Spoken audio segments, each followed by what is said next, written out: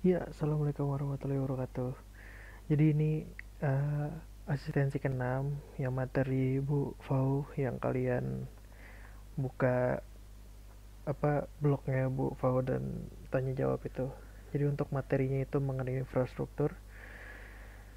Nah, tanpa panjang lebar kita mulai saja. Jadi pemerintah dan infrastruktur atau barang publik. Nah, sebenarnya kenapa sih pemerintah itu harus bikin infrastruktur gitu kan?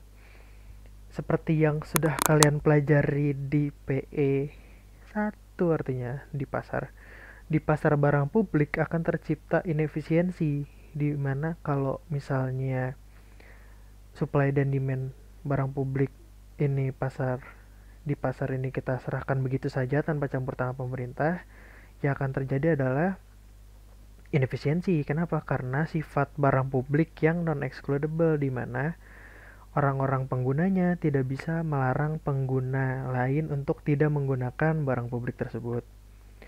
Nah, nanti akan ada free rider. Free rider.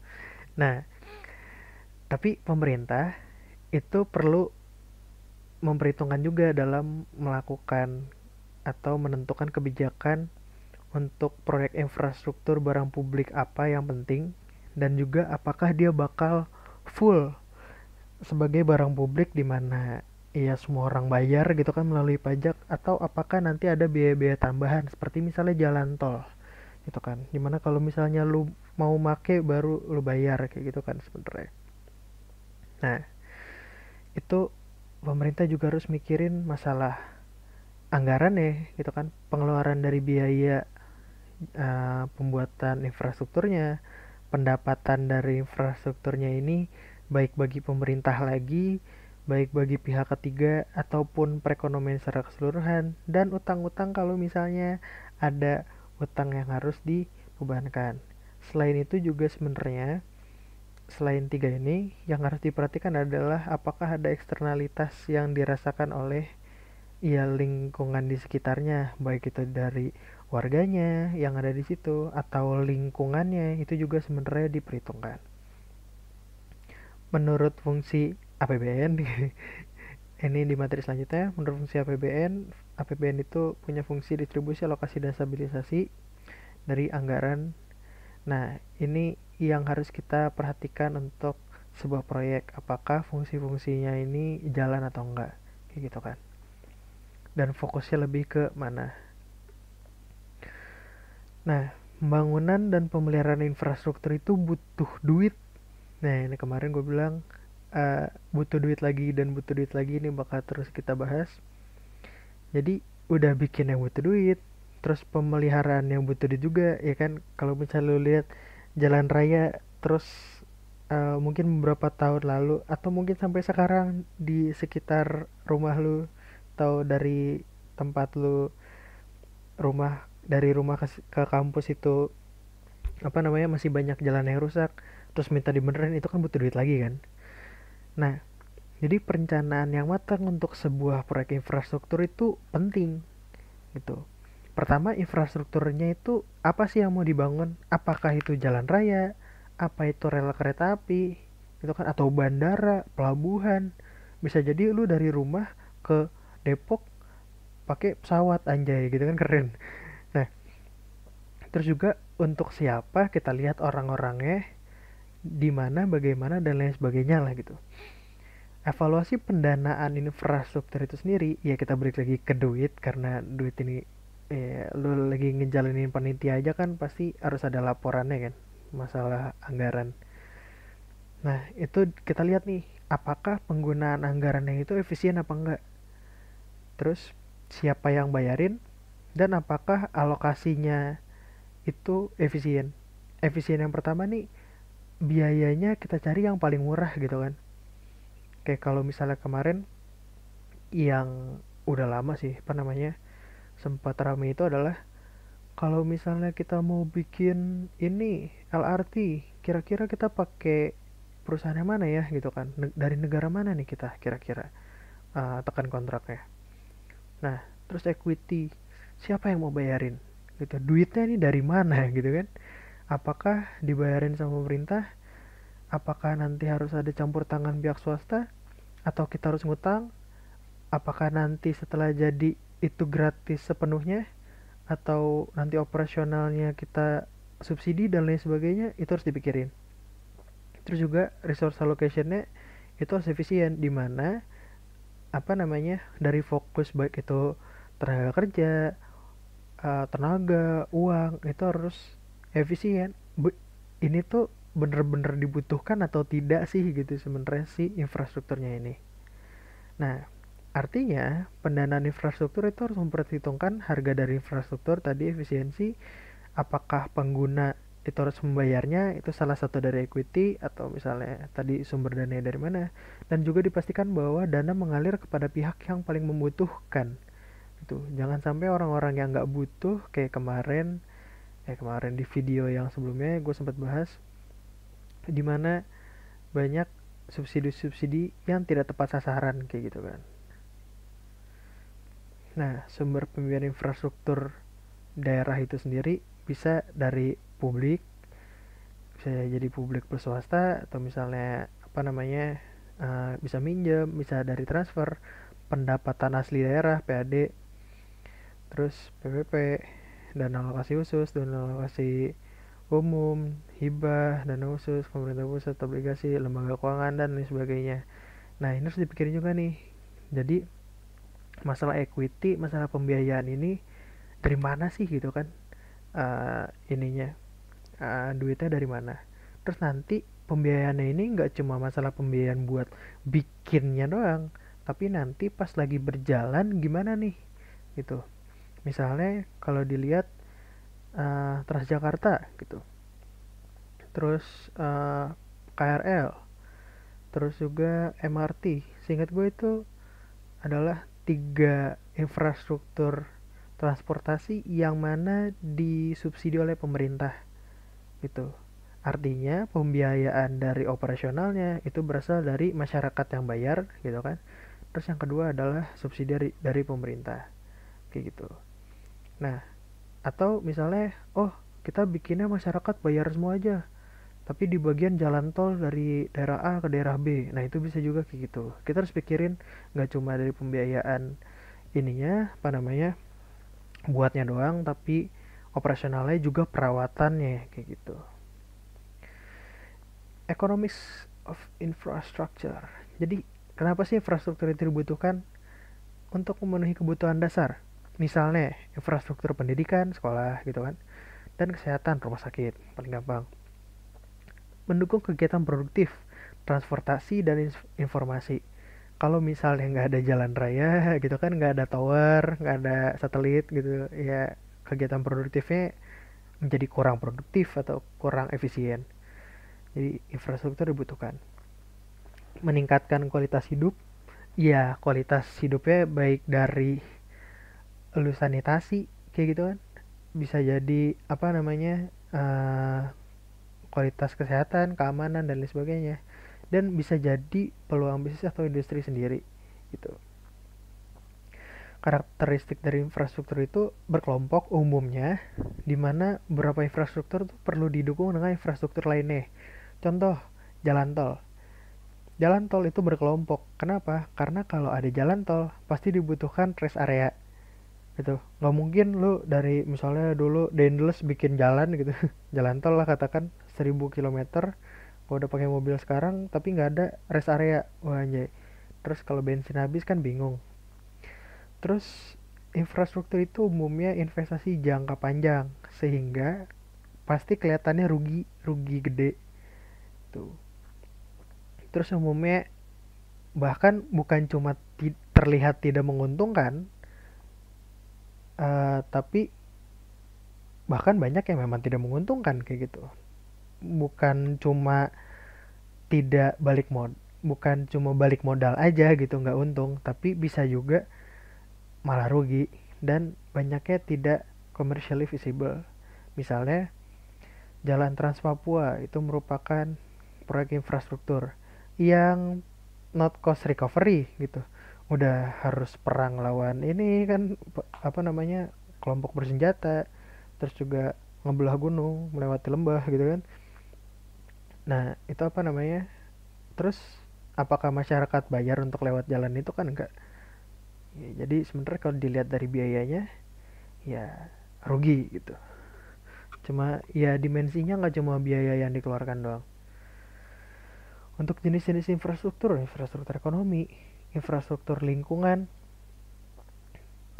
kayak pengolahan limbah, pengolahan dan sanitasi itu juga termasuk ini air, kayak misalnya apa namanya, aliran sungai, irigasi dan juga bendungan. Infrastruktur sosial termasuk sekolah, apa namanya, masuk sekolah, rumah sakit, ruang terbuka hijau, taman dan lain sebagainya. Nah, ini uh, bisa dibaca sendiri aja. Jadi quality infrastructure dimension, jadi kualitasnya ya harus efektif, uh, secara resource-nya itu harus efektif, life cycle cost-nya gimana, opportunity cost dari apa namanya, pembangunan infrastruktur dan keberadaan infrastruktur itu di situ bakal kayak gimana, sosioekonomiknya gimana. Terus secara institusi ya harus diawasi secara baik. Terus juga development of infrastructure market and related marketsnya itu harus diawasin lah, jangan sampai nanti banyak yang apa namanya, suap penyuapan, open tender gitu kan. Terus apakah secara kapasitas itu memungkinkan untuk membuat infrastruktur tersebut. Kita juga harus lihat impactnya secara sosial, ekonomi dan juga lingkungan. Ini biasanya dilihat ada namanya RIA, Regulatory Impact Analysis. Jadi untuk regulasi-regulasi seperti proyek-proyek infrastruktur kita lihat nih dampaknya. Oh, dampak ekonominya kita bebankan segini, sosial kita bebankan segini, environmentnya bebankan segini. Kira-kira dari beberapa alternatif kebijakan itu mana yang lebih baik gitu. Kayak apa namanya, apakah kita akan bikin kanal aja dari Bogor sampai Jakarta, atau kita bikin ini rel kereta. Nah, terus kita lihat impact-impactnya, terus habis itu kita hitung lebih baik yang mana. Delivery and usage, output, fulfill demand. Apakah setelah jadi nanti apakah outputnya itu berkualitas atau tidak gitu kan, apakah memenuhi dari permintaannya, apa malah bakal kurang, oh ternyata jalannya kurang lebar gitu kan, malah jadi macet. Terus apakah sustainable, apakah aman dan tahan lama, standarnya kayak gimana, service excellence gimana. Nah, uh, apa namanya, ada beberapa challenge yang dihadapi dalam masalah infrastruktur ini. Adalah secara politik itu kadang-kadang ada beberapa apa ya, kebijakan atau misalnya proyek-proyek yang sebenarnya secara kalau udah dihitung nih ya secara ekonomi gitu ya, oh bagus nih gitu, tapi secara politik tidak disukai oleh masyarakat gitu. Ujung-ujungnya ya karena kita ngomongin politik, umumnya pemerintah malah menjauhi hal-hal yang seperti itu. Kenapa? Karena takut nanti di demo, nanti tidak dipilih lagi dan lain sebagainya. Gitu. Persistence of traditional procurement paradigm and lack of competitive neutrality. Public sector capacity, perception and costly environmental compliance, infra market and related markets are overlooked. Post project evaluation, benefit and cost. Ini juga cukup sulit nih untuk post project evaluations. Nanti setelah evaluasi ya itu masalah lain lah. Apakah pertama perhitungannya susah, terus yang kedua apakah perhitungannya itu bener-bener uh, dilakukan perhitungan atau cuma biar bapak senang doang. Terus assessmentnya, potential indicators, innovative financing, apakah financingnya sudah baik atau belum, apakah itu inovatif atau tidak gitu. Terus standard conformance, innovation, teknologi, adoption, inclusiveness, ya apakah infrastrukturnya ini inklusif atau tidak gitu, atau eksklusif cuma bisa dinikmati oleh kelompok-kelompok tertentu saja. APBN dan kebijakan pembangunan infrastruktur di Indonesia. Jadi materi yang kemarin disampaikan oleh Bu Fau itu gue lihat sebelum datanya, itu sebelum ada perubahan dari APBN 2020, di mana itu beradaptasi dengan kondisi sekarang. Itu aja. Nah, jadi pada matrikulan 22 April tampaknya belum menggunakan APBN terbaru setelah direvisi melalui Perpres 54 tahun 2020. Jadi inti yang gue dapat adalah di Perpres 54 tahun 2020 pasal 1 ayat 3, anggaran pendapatan negara diperkirakan 1.760 triliun. Awalnya itu sekitar 2000-an deh, 2000 triliun. Jadi turun. Ininya lengkapnya. Terus ayat 4, anggaran belanja negara diperkirakan 2.613 triliun. Awalnya itu sekitar 2.400 triliun, jadi naik. Nah, jadi ada tambahan nih 255 triliun untuk penanganan COVID dan transfer daerah. Nah, ini kan ada dana desa. Ternyata setelah dibaca melalui Perpres nomor 54 ini dibilang bahwa anggaran dana desa dapat digunakan untuk penanganan COVID-19 katanya boleh. Jadi kalau misalnya ada kepala desa yang menggunakan anggaran dana desanya untuk menanggulangi COVID-19, pencegahan dan lain sebagainya, itu nggak bakal dipenjara. Ayat 5, pembiayaan anggaran diperkirakan, ya ini utang-utang kira-kira tahun ini nambah 852 triliun gitu, 853 lah. Namun data historis proyek infrastruktur terlihat menjadi fokus dari pemerintahan Pak Joko Widodo. Perumahan, jalan tol ataupun jalan biasa, bandara, pelabuhan, fasilitas logistik, air gitu kan, bendungan, irigasi dan lain sebagainya. Nah, fokus Pak Jokowi ya, dan sebenarnya Pak SBY terakhir juga lumayan sih untuk ke proyek infrastruktur ini berimplikasi pada satu hal, butuh duit gitu. Dari mana duit untuk bangun-bangunnya ini didapatkan sebenarnya kan gitu. Itu jadi masalah lagi gitu kan. Pengen belanja tapi nggak punya duit. Nah ini alternative source of financing, ya dibaca aja lah, ada di materinya. Nah terus juga ada capaian pembangunan kemarin, jalan bla gitu kan, yang baru nih artinya, yang baru dibangun di tahun segitu, jembatan, bendungan berapa unit, termasuk lanjutan pembangunan jalur kereta api. Nah menurut rancangan pembangunan jangka menengah, diasumsikan dibutuhkan untuk proyek infrastruktur itu 6.000 triliun, 5.957 triliun. Nah, harapannya itu dipenuhi dari mana? Dari pemerintah 40%, 25%-nya dari BUMN, 35%-nya dari swasta. Nah, sebenarnya susahnya dari sini nih, gitu kan. Gimana caranya mereka bisa dibujuk untuk ikut uh, ambil alih pembiayaan infrastruktur. Nah, untuk alokasinya sendiri 60% di transportasi, kita juga mau 17% ini cukup gede di energi. Kenapa? Karena setahu gue di ini kan SDG, Sustainable Development Goal, dan juga keinginan dari Indonesia itu kita pengen energi terbarukan itu lebih dari sekian puluh persen, 50% atau 40% itu di tahun 2030 sih ingat gue. Tuh, jadi kita pengen energi yang lebih baik lagi gitu. Terus sistem irigasi, informasi dan komunikasi, ini 5G kapan masuk ke Indonesia, dan juga air bersih dan sanitasi. Kebijakan, peningkatan efektivitas alokasi anggaran infrastruktur dan memperbaiki eksekusi proyek infrastruktur.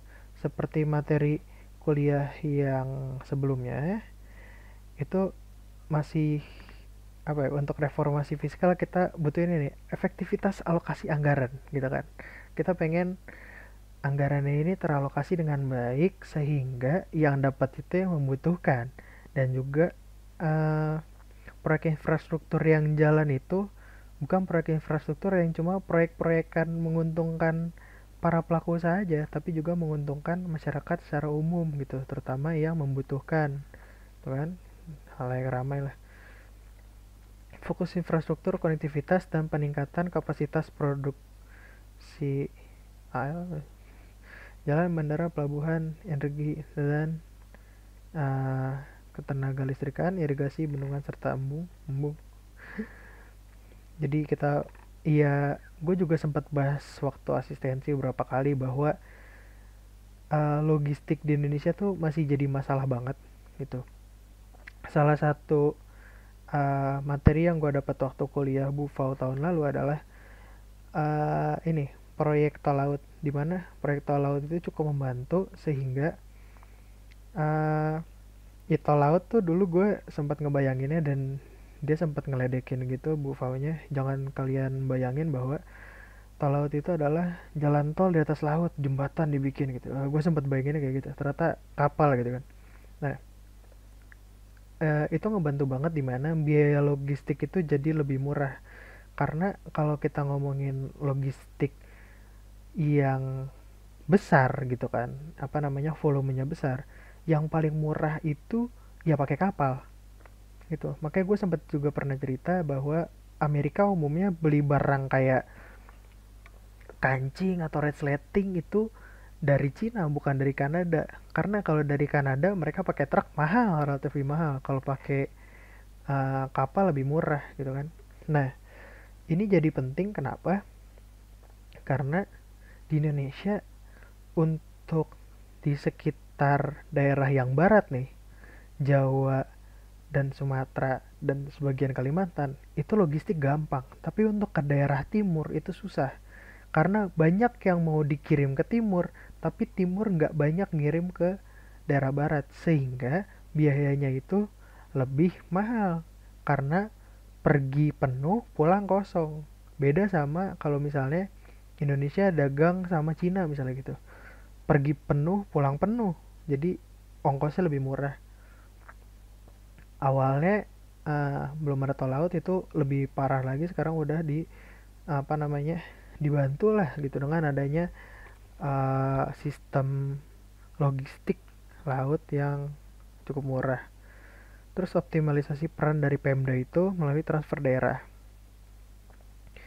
Optimalisasi juga peran BUMN, di mana kalau gue lihat sekarang trennya banyak BUMN terutama yang uh, apa ya, memproduksi barang dan jasa tertentu itu lagi banyak bikin kayak pabrik-pabrik baru, atau misalnya uh, kalau Pertamina ya kilang minyak artinya, atau misalnya infrastruktur baru yang mana digunakan untuk meningkatkan produktivitas dan juga uh, efektivitas dan efisiensi dari ya kerja dari BUMN tersebut kayak gitu.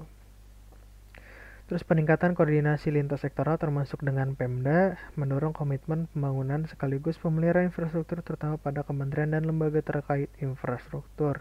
Kebijakan-kebijakan yang bisa diambil oleh pemerintah Indonesia dan di apa namanya, sebaiknya gitu. Kesulitan. Tantangan bagi Indonesia untuk masalah pengembangan pembangunan infrastruktur banyak. Paling besar itu geografi, seperti yang kuliah sama Pak Jatun udah dibilang bahwa secara geografi Indonesia itu susah banget. Udah luas gitu kan, terpisah lautan, ya disambungkan oleh lautan lah kalau bahasa itunya kan, kita bukan terpisah. Nah terus apa namanya, uh, selain itu juga banyak daerah-daerah yang belum bisa dimasukin alat berat gitu kan, apa namanya, dilalui alat berat, itu juga jadi ribet.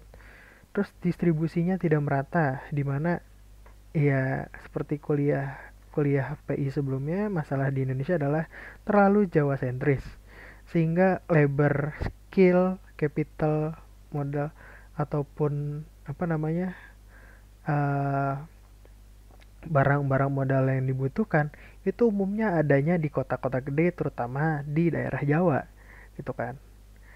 Nah, sehingga kalau misalnya kita mau bikin infrastruktur di luar itu biayanya cukup gede. Terlambatnya fokus untuk pembangunan infrastruktur. Gue sempat bahas di uh, seingat gue sih video yang asistensi sebelumnya. Itu gue bilang Indonesia tuh terlambat, dimana ya termasuk terlambat ya, mereka juga terlambat lah. Apa namanya, dimana banyak negara-negara yang setelah masa sulitnya itu bangkit dengan cara dia abis-abisan investasi di infrastruktur dan juga modal manusianya gitu kan. Nah, Indonesia nih kelihatannya baru beberapa tahun terakhir ini kayak buru-buru untuk membangun infrastruktur kayak gitu kan. Dimana Indonesia baru punya MRT 2019 ya kalau nggak salah ya. Ya, sedangkan negara lain sudah memperingati punya MRT ke puluhan tahun gitu. Nah, dan juga kerja sama swasta yang sulit dan kembali lagi masalah utama dari pembahasan kita asistensi ini dan asistensi sebelumnya adalah kita butuh duit kayak gitu kan, cari pendanaannya dari mana tuh, apalagi dengan basis pajak basis penerimaan pajak yang masih rendah sehingga dibutuhkan reformasi kebijakan fiskal gitu tuh. Nah, jadi untuk masalah infrastruktur ini juga menjadi menarik, bisa dipelajari lebih lanjut kira-kira apa sih infrastruktur yang menjadi penting bagi Indonesia dalam menghadapi beberapa isu-isu yang sedang terjadi atau misalnya isu-isu yang mungkin akan terjadi ke depannya. Itu bisa banget dipelajari lagi dan bisa jadi materi paper kalian nantinya. Tuh. Ya karena kemungkinan besar sampai dengan saat ini materi apa namanya untuk UAS itu kemungkinan besar bakal berbentuk paper lagi. Gitu sih. Terima kasih atas perhatiannya. Sampai jumpa di video-video selanjutnya.